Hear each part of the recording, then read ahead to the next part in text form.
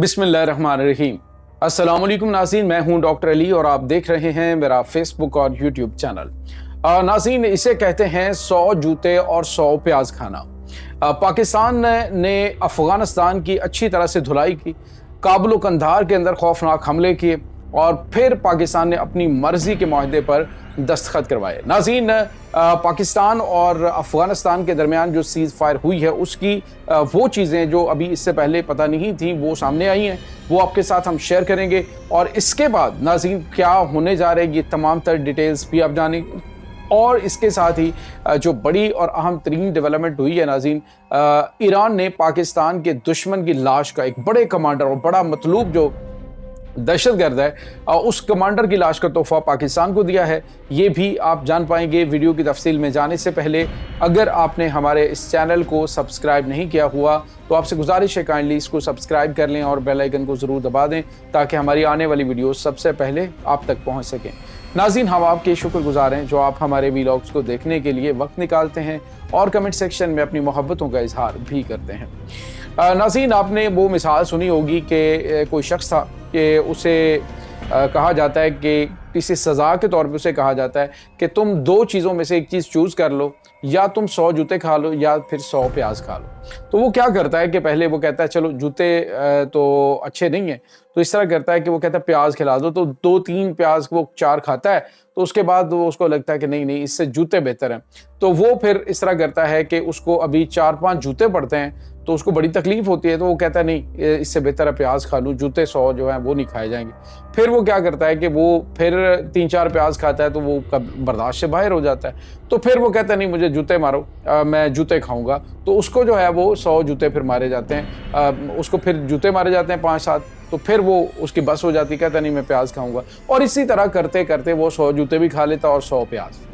नाज़रीन, पाकिस्तान जो है वो अफ़गानिस्तान के साथ भी यही हुआ। पाकिस्तान अरसा दराज से कह रहे हैं कि तुम्हारे घर में पाकिस्तान के दुश्मन बैठे हुए हैं, दहशतगर्द हैं, उन दहशतगर्दों के खिलाफ कार्रवाई अंजाम दो या फिर पाकिस्तान के खिलाफ जो है वो उनकी कार्रवाइयाँ खुद बंद करवाओ। लेकिन नाज़रीन, अफ़गान तालिबान जो हैं वो कहते हैं नहीं नहीं नहीं नहीं, वो तो यहाँ पे है ही नहीं, वो तो हमारा मसला ही नहीं है, अफ़गानिस्तान का ये मसला ही नहीं, ये तो पाकिस्तान का खालिसतन मसला है, तो पाकिस्तान इससे निपटे। फिर पाकिस्तान ने इनको कहा कि हम फिर प्यार से समझा रहे हैं। नाज़रीन, आप अंदाज़ा लगाइए कि तकरीबन 200 मरतबा जो है वो पाकिस्तान और अफ़गानिस्तान के दरमियान इन 3 सालों के दरमियान बातचीत हुई है दहशतगर्दी की रोकथाम के लिए जो पाकिस्तानी सरहद में अफ़गानिस्तान से हो रही है। तो अफ़गान तालिबान जो है वो बाज नहीं आ रही। पाकिस्तान ने फिर इनके ऊपर की स्ट्राइक, और फिर स्ट्राइक एक के बाद ऐसी स्ट्राइक की कि इन्होंने फिर कतर से, अज़रबैजान से, सऊदी अरब से, अरब अमारात से तरले मिन्नतें करनी शुरू कर दी कि आप ऐसा करें कि पाकिस्तान के साथ हमारी बातचीत करवाएं। तो फिर पाकिस्तान ने कहा अच्छा बातचीत करनी है, ठीक है। कतर में जो है वो दोहा के अंदर पहुंचे और वहाँ पर नाज़रीन जो तफसीलात सामने आई हैं, पहले जो है वो सीज़ फायर हुआ 48 घंटों के लिए, फिर उसको बढ़ाया गया, लेकिन बाद में जो है वो हतमी नतीजे पे पहुंच गई ठीक है हम जो है वो दहशतगर्दों को पाकिस्तान के खिलाफ इस्तेमाल नहीं करेंगे।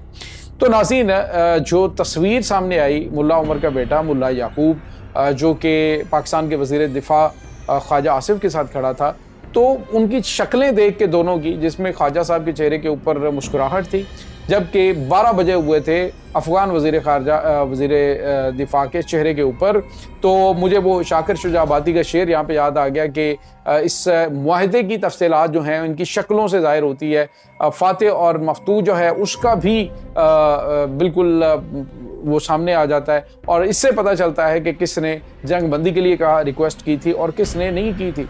आप नाज़रीन ज़बीहुल्लाह मुजाहिद की वो बयान देखे जिसमें उसने कहा जी कि पाकिस्तान की गुजारिश पे पाकिस्तान ने मुतअद्दिद मरतबा कहा तो हमने जंग बंदी की है और सीज़ फायर के लिए हम राज़ी हुए हैं। तो फिर सवाल ये पैदा होता है कि अगर तुम्हारा अपर हैंड था तो फिर पाकिस्तान जो है उसके मुतालबात तस्लीम क्यों किए? फिर तो तुम्हारा अपर हैंड होना चाहिए था ना, अपनी मर्जी के मुतालबात मनवाते, क्योंकि पाकिस्तान ने सीज़ फायर करवाया था। तो उसमें नाज़रीन अब वो उनका चेहरा देखे ना तो पता चलता है कि तू शाकिर आप सियाना है, साढ़े चेहरे वेख हालात ना पूछ। तो जो चेहरे हैं वो बहुत सारी कहानियां बता रहे थे। अब ख्वाजा आसिफ साहब जो है उन्होंने वाज़ेह तौर पे कहा कि अब अफगानिस्तान की सरजमीन से पाकिस्तान पे ऊपर कोई हमला नहीं होगा, तो ये बड़े कॉन्फिडेंस के साथ उन्होंने बात की। उसकी वजह क्या थी? उसकी वजह नाज़रीन ये है कि अफगानिस्तान के अंदर जो दहशतगर्द पाकिस्तान के अंदर भेजे गए थे वो सारे के सारे घेर कर मार डाले गए, उनको मारने का सिलसिला जारी। अब उनके सहूलतकार जो पाकिस्तान में मौजूद थे उनको वापस भेजने का फैसला कर लिया गया जी, अब हम इनको वापस हर सूरत भेजेंगे, कोई भी पाकिस्तान में बगैर पासपोर्ट के नहीं रहेगा। एक चीज़ और उसके बाद नाज़रीन जो इन्हें खैबर पख्तूनख्वा के अंदर शेल्टर मिल रहा था, जो उन्हें वहाँ पे अली अमीन गंडापुर की शक्ल में वो वज़ीर आला मुयस्सर था, जो कि वहाँ पे सारे के सारे अफ़गानियों को न सिर्फ पनाह दे रहा था बल्कि वो उन्हें कह रहा था जी कि यहाँ से तुम्हें कोई नहीं निकाल सकता। यानी वफाकी हुकूमत और अफवाज पाकिस्तान यहाँ से लाशें उठाते रहें और ये कहें जी गुड तालिबान हमारे पास यहाँ पे मौजूद हैं, जो आते हैं नाके लगाते हैं और नाके लगा के अपनी दिहाड़ी लगा के चले जाते हैं, लोगों को कुछ नहीं कहते, मारते नहीं हैं बंदों को। तो ये इस तरह का हिसाब जो है वो अली अमीन गंडापुर था। यहाँ तक कि नाज़रीन फैसल करीम टुंडी जो हैं, जो गवर्नर हैं, उन्होंने ये तक इंकशाफ किए कि जो डीए खान के अंदर जलसा हुआ था उसके अंदर भी दहशतगर्द मौजूद थे अली अमीन गंडापुर की सपोर्ट के अंदर। तो इससे आप अंदाज़ा लगा सकते हैं कि सहूलतकारी कहाँ कहाँ से हो रही है। अब नाज़रीन जो सुहेल अफरीदी जो नए इनके वज़ीर आला हैं, अब उन्होंने पार्लियामेंट के अंदर जो खिताब करते हुए उन्होंने क्या कहा? उन्होंने कहा कि कोई भी हमला जो पाकिस्तान के ऊपर होगा, वो चाहे अफगानिस्तान से किया जाए या कहीं से भी, उसका मुंह तोड़ जवाब देंगे। और साथ ही साथ उन्होंने कहा कि जितने भी अफगान मुहाजिरीन हैं उनको हम चाहते हैं कि वो इज्जत के साथ, रिस्पेक्ट के साथ वापस जाएं। और पहले भी हम ये चाह रहे थे, लेकिन अब भी हम चाहते हैं कि पहले तो पिछले वज़ीर आला ने तो कहा था हम इन्हें निकालेंगे नहीं, क्योंकि वो कहते हैं जी उनका अपना घर है, व्हाटएवर। लेकिन इस वक्त जो अफगानिस्तान के अंदर एक तो जो केपीके के अंदर ऑपरेशन हो रहा है दहशतगर्दों के खिलाफ, उसकी हमायत का ऐलान किया है हुकूमत ने, जो केपीके की हुकूमत है। ये एक बड़ा चेंज है और पॉजिटिव चेंज है, मेरे ख्याल में यही होना चाहिए। जो एक अलग से जो है वो 1.5 फुट की मस्जिद बना के बैठ जाते हैं और कहते हैं जी हम ये नहीं होने देंगे, हम ये नहीं करने देंगे। अब वहाँ पे जो अफगान बस्तियाँ उनको खाली भी करवा लिया गया। उन्हें कहे जी कि केपीके के अंदर नाज़रीन सबसे ज़्यादा जो है वो ये जो अफगान मुहाजिरीन मौजूद थे उनको वापस जाने के लिए अब ये कहा गया कि उनको रिस्पेक्ट के साथ वापस भेजें, अपने मुल्क जाएं, लेकिन रियायत कोई नहीं होगी। अब एक भी गैर मुल्की जो है वो बर्दाश्त नहीं किया जाएगा।